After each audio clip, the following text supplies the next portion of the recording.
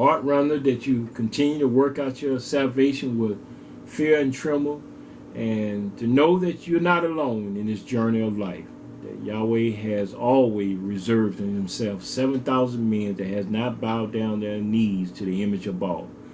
Sometimes we find ourselves in a situation that we left to ourselves, and we wish we can have someone to really instruct us or teach us or show us or help us in a manner of what we're trying to do in our life in righteousness and truth.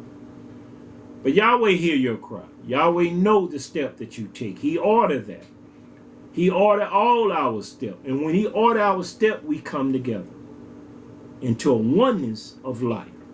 Because he ordered our step to come together.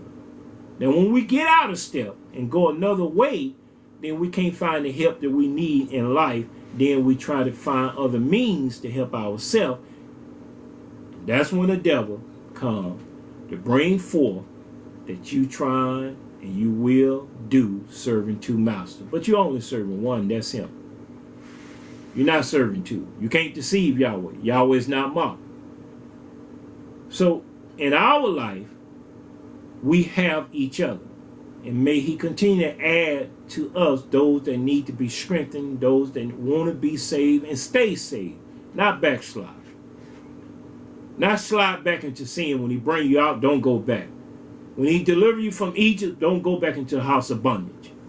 When he deliver you from darkness, don't go back into the house of darkness. When he bring you into his marvelous light, stay in the light. Over here in 1 John.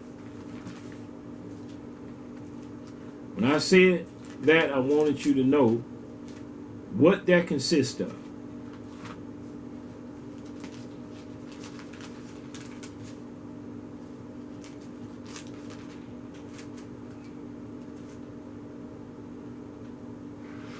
First John chapter 1, back here before Revelation, the book of John, chapter 1, verse 4. We'll start at verse 3. I'm going to start at verse 1 because I got time on my recorder as I record this. Chapter 1 John, Epistle of John, chapter 1, verse 1. That which was from the beginning, which we have heard, which we have seen with our eyes, which we have looked upon, and our hand had handled of the word of life. This is what he's saying here. The word and handled, his hand had handled the word of life. For the life was manifested, and we have seen it, and bear witness, and show unto you that eternal life, which was with the Father, Abba, and was manifest unto us. Now John said this will manifest unto us. We seen it. We handled it. From Abba, the Father. That which we have seen and heard declare we unto you.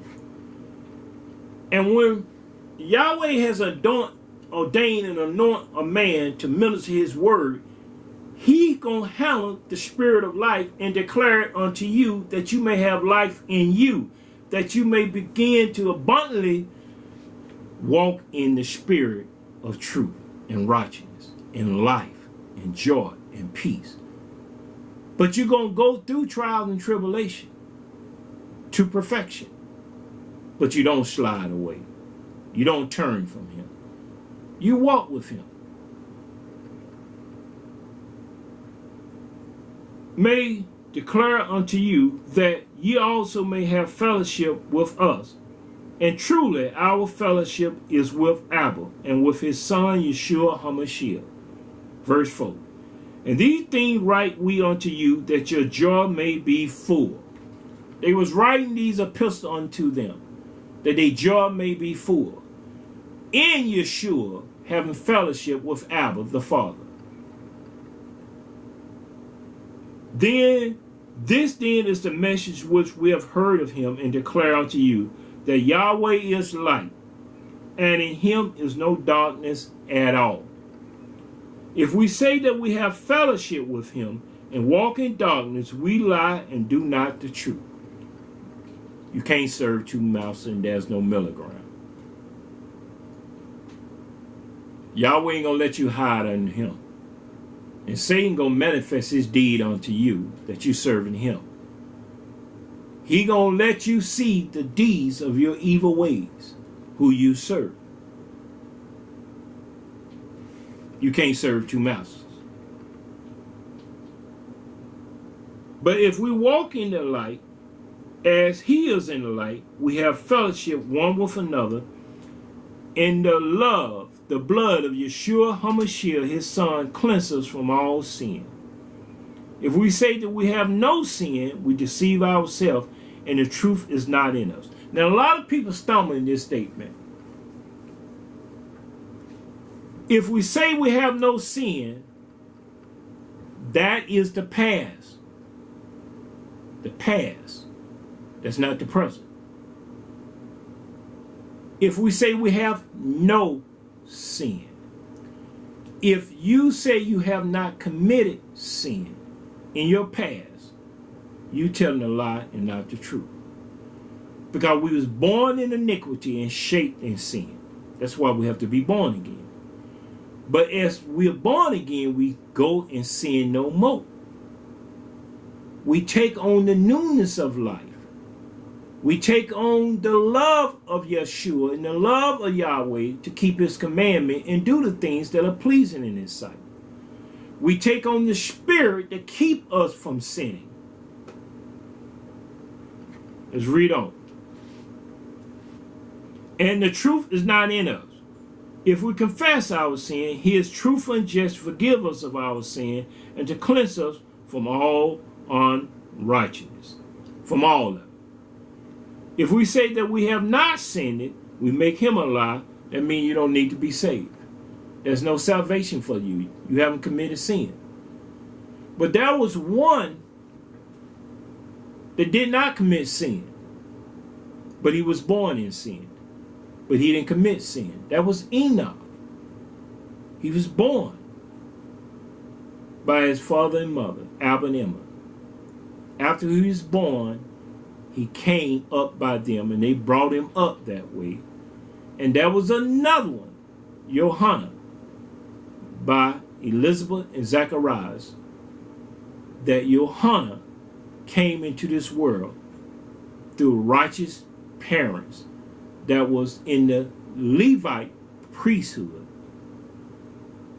And they was righteous in all their ways and doing. And they had a son in the spirit of Elijah that came forth through John in the wilderness, preparing the way of Yahweh, Yeshua HaMashiach, to come into this earth. Now, this is the thing that most people don't see here. If we say that we have not sinned, we make him a liar, and his word is not in us. When the word comes in us, it cleanses us and keeps us from then on, that we don't commit sin in the flesh. If we confess our error, we didn't commit that in the flesh. We're allowing the flesh to see we're not going to live in the flesh, because there's a warfare between the flesh and spirit. Both of them going to war against each other for the soul that it might be saved. The spirit is trying to save the soul. It's not trying to save your flesh. You got to keep your flesh honorable in the sight of Yahweh, that you can walk in the flesh to serve him in spirit and in truth, to worship him, do his will. This is what go back over here in the book of John. That was 1 John. Go back in the book of John, the 9th chapter. The Pharisee had a problem with the blind man. The blind man declared unto them what they was not. John, Johanna, the book of John. We're going to start here at verse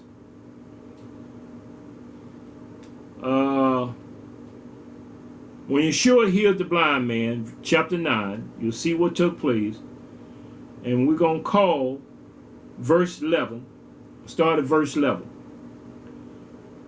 And he answered and said, a man that is called Yeshua made clay and anointed my eyes and said unto me, go to the pool of Siloam and wash. And I went and washed, and I received sight. Then said they unto him, where is he? Ask him that question. Where is he then that made your sight come to you when you was born blind? And he said, I know not. I don't know where he at. They brought to the Pharisee him that aforetime was blind. They brought him to the Pharisee. And it was the Sabbath day when Yeshua made the clay and opened his eyes. Yeshua did something that you're not supposed to do on the Sabbath day. People serve the seventh day, but not Yeshua. And he's master of the Sabbath day. The seventh day was a day. And every day was good for him to do what he wanted to do on his day. His creation. His way. Not your way. The Pharisee didn't want him to do it on their way. It was the Sabbath day. He should be resting, just like us. But the Pharisee was full of hypocrisy. They didn't keep the seventh day. They used the day to keep the people giving and bearing arms so they can master them. One day out of a week. Then again the Pharisee also asked him how he had received his sight. And he said unto them, he put clay upon my eyes, and I watch and do see. Verse 16. Therefore said some of the Pharisees, this man is not of Yahweh. You can't be of Yahweh, as a Pharisee said unto him, because he keep not the Sabbath day. And he said, because you don't keep the Sabbath day, you're not of Yahweh. Watch how Yeshua and the blind man deal with the Pharisee. Because he keep not the Sabbath day. Others said, how can a man that is a sinner do such miracles? Ask that question. How can he do that kind of miracles and do these things and don't keep the seventh day? And you say he's not of Yahweh. And there was a division among them. Immediately Yahweh was dividing the wheat from the tares, the sheep from the goat. Immediately. They said unto the blind man again, what say thou of him, that he had opened your eyes? He said, he's a prophet. They asked him that question. He said, he's a prophet. But the Jews did not believe concerning him, the apostate people calling themselves Jews, that he had been blind and received his sight, until they called the parents of him that had received his sight. Okay, we're going to deal with your parents about this matter. Not you no more. You seeing that, but you can't see. So we need to see your parents to see what they got to say about this matter. And they asked him, saying, is this your son, who you say was born blind? I'm asking you this question. Is this your son whom you say was born blind? How then does he now see? How did he now see? If he was born blind, he can't continue to see. He was born that way. How is he seeing now that was born blind? His parents answered them and said, we know that this is our son, and that he was born blind. We know he was born blind. We're his parents. We know what happened to him. He couldn't see from birth. But by what mean he now see, we know not. We don't know how he see now. By what mean he see, we don't know not. Or who had opened his eyes, we know not. He is of age. He have came into his season of life that he can answer for himself. And just like you got the answer from yourself. You can't add sin to sin. You can't say, I examine myself from this year to this year. In the age that you're in, and you bring the past to the present and to go into the future. Yahweh cut the past off in the present, that this man can go in the future seeing and seeing Yahweh in the works and fruit of his doing. He now can see. He can see his work, his doing, and his fruit. We know not, he is of age, ask him. He shall speak, for himself. These words spoke his parents because they feared the Jews. For the Jews had agreed already that if any man did confess that he was Yeshua, the Messiah, he should be put out of the synagogue. Could never go back into the synagogue of gathering among the Jews.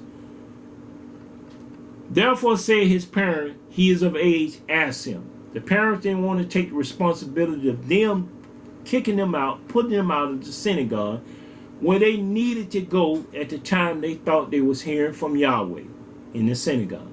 They thought they was hearing just like the church people think they're hearing from Yahweh in the church. But they're not hearing from Yahweh in the church. They're hearing from a harlot telling them stories about Yahweh, but Yahweh's spirit can't get in them, that he can identify himself in them. You ain't got to tell me no story about my maker and creator. My maker and creator tell me what I need to do and how I need to speak and how I need to walk by his spirit that live in me. Then again, verse 24, they called the man that was blind and said unto him, give Yahweh the praise. We know that this man is a sinner, talking about Yeshua. He answered and said, whether he is a sinner or no, I know not. One thing I know that, whereas I was blind, now I see. Then said they to him again, what did he to you? How opened he your eyes? And they asked him this question, just putting one question behind another question, behind another question, behind another question, because they wanted Yeshua work to be not done on the seventh day, because they declared any man that do works on the seventh day is not of Yahweh.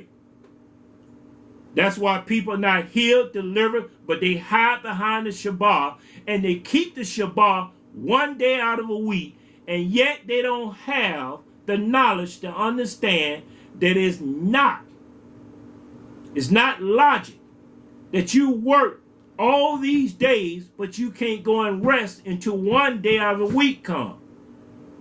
Something don't add up. Something is misrepresenting someone, because a spirit don't have to rest. A spirit don't get tired. A spirit is eternal. It has an eternal place that it stay at and be at. But we are flesh and blood. We need to have rest for this flesh and blood after we work and labor. And if I labor Monday, don't tell me I can't rest to Friday evening and stuff. When I lay down, I got to stay up Monday, Tuesday, Wednesday, and Thursday. Then Friday evening, I can lay down and get rest for only one day. And the next day, I got to get back up and labor again, and then can't get rest for my soul. It's not logic. But the Pharisee put that into play with the scribes, and the scribes said that Yahweh rested from his work. How can anybody interview who has interviewed Yahweh and declare unto Yahweh, tell me when you rest so I can write it down? Declare unto me that you needed rest and you were weary and you got tired from your labor because you spoke the word and you created everything into existence. Then you got tired and you needed rest. Now you want your creation to have a rest one day out of a week. Not every day out of a day, but one day out of a week.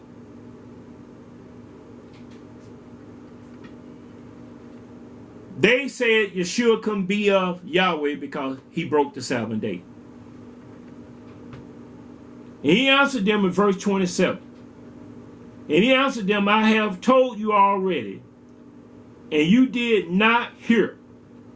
You ain't accepting what I'm saying? You don't believe what I'm saying? Wherefore will you hear it again? You want to hear us again, Pharisees? Will you also be his disciples? Look what the blind man is saying to those that see, that he can see before his face now. You must want me to make sure I'm telling you the whole matter, for you can become his disciple now, knowing my matter, that I was born blind, but now I see. And I see because he opened up my eyes from blindness, and it was on the Shabbat, and yet you pass over me and wouldn't do anything for me on the Shabbat because you say it's not lawful to do anything on the Shabbat. It was not lawful for David and his men to go through the corn or go and get the showbread and eat that on the seventh day that only the priests can do. The Pharisees. People are just like that today. They hide behind anything they can hide behind, and they declare and push it out before other people to put this burden upon them that they and nor their father can keep. They couldn't keep it. And yet the Pharisee and the scribe put this out that people don't understand when you're trying to, and I'm going to minister about the Shabbat in the depths of it. And one thing I want you to hear this day right here, the Shabbat for you. In the book of Isaiah, chapter 57. I want you to hear this. What they put into this right here.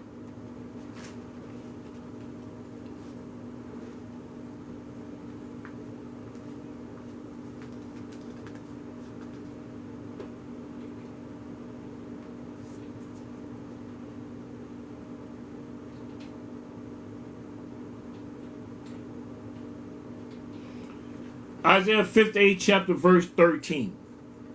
Return to the book of Isaiah, chapter 58, verse 13. And this is what the scribe was trying to say Yeshua could not have been of Yahweh in anything. Verse 13. If you turn away your foot from the Shabbat, the Sabbath, from doing your pleasure on my holy day, which he wasn't doing no pleasure, he healed the man that was blind and now see, and called the Sabbath a delight, the holy of Yahweh, and these feast days that are going out, me and my wife have seen people smoke, drink, and go and keep the Feast of Tabernacle, the boot. They go and keep the Passover. They go and keep these Peso, which is the Passover. They keep these days calling themselves Hebrews. And yet they keep the days but don't have the Spirit. They'll keep these days once a year. And when it comes, they ain't been holy now day out of the year. They just keep tradition. And when tradition take effect, you can't discern your left hand from your right hand. But this is something I want to share unto you that is very important for you to see here. That I haven't seen one person kept this in trying to keep this Shabbat, the Sabbath day. The holy of Yahweh honorable, and shall honor him, not doing your own way, nor finding your own pleasure, nor speaking your own words. That means your words, you can't even speak on the Shabbat. If someone asks you a question, you do not have the privilege on the Shabbat to even speak your own word to give an answer to that question. The Pharisee was doing it with the blind man. They were speaking their own words. They would deny, and they was coming against Yeshua because of the miracle that he had done, and they were speaking their own words. And you can't speak your own words. And yet they say they was keeper of the Shabbat. And Yeshua was doing evil on the Shabbat. He couldn't be of Yahweh. And if you have anything to say, that means you can't say anything. You got to be silent, because if you speak your own words, you're going to be guilty of violating the Sabbath. When that takes place, you better examine yourself. to see who you're serving. Yeshua said, I'm master of the Sabbath. The Sabbath was not made for man, but man for the Sabbath. You can't draw and get salvation because you keep the 7 days. 7 days didn't die for your sin. The 7th day ain't going to give you rest from your sin. In Matthew 11, chapter verse 28, Yeshua said, come unto me. He didn't say come up unto the Sabbath. That's why he was able to come into that blind man that was aged and healed him on the Shabbat. He said, come unto me, all ye that labor and are heavy laden, and I will give you rest, not the Sabbath. He didn't include the Sabbath with him. He said, I will give you rest. Take of my yoke and learn of me. For my yoke is easy and my burden is light, and you shall find rest for your soul. You need rest in Yeshua, not the Sabbath, because the Sabbath was created by the scribes. The scribes, to take away Yeshua from your life, that you can't enter into him and you don't have fellowship with him. And when you need rest for your soul, you're trying to wait for a day to come when you got every day coming. You should be in his rest. Every day you should walk holy. Every day you should be holy. Every day you work and labor, you should have rest. Not when a 1 day out of the week comes. It's not logic that Yahweh will put that burden upon you like that. Now, I'm coming back to John. Let's go over here in the book of Acts. The book of Acts. Show you how the scribe did this right here. Acts, the 15th chapter. Verse 5. These are right here. We'll start at verse 1. I'm going to come to 5. I want you to read the rest right here for yourself, because I want to get back over here in the book of John, the 9th chapter, show you what the man said about the sinners that was blind. Acts chapter 15, verse 1. And certain men which came down from Judea taught the brethren, came down from Judea, taught the brethren and said, except you be circumcised after the manner of Moses, you cannot be saved. That's the same doctrine that they're telling people today. Unless you keep the 7th day, you ain't saved. Unless you keep the 7th day, you can't have the Spirit. If you break the 7th day, you're not of Moses, you're not of Yahweh. This is what they did, and they put circumcision with salvation, just like people today put in their manner the 7th day with salvation. Yeshua is salvation. Behold, the Lamb of Yahweh was taking away the sin of the world. For he came to set the captives free. The 7th day was here before he set anybody free, and no one was set free from sin. They did everything on this Shabbat, 7th day. They didn't stop sinning because the 7th day came. The Pharisee was the first one guilty of it, they and the scribes. The power was not in the 7th day. The power of salvation was in the tree of life, which was Yeshua, because he said, I am the way, the truth, and the life. No man cometh to the Father but by me. And he said, come unto me, all ye that labor and are heavy laden, and I will give you rest. He did not include I and the 7th day will give you rest.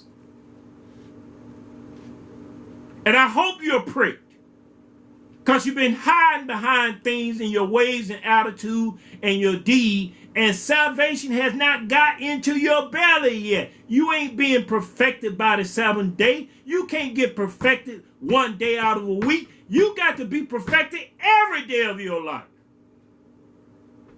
Every day you need salvation in you. Every day you war against sin, thoughts, and imagination.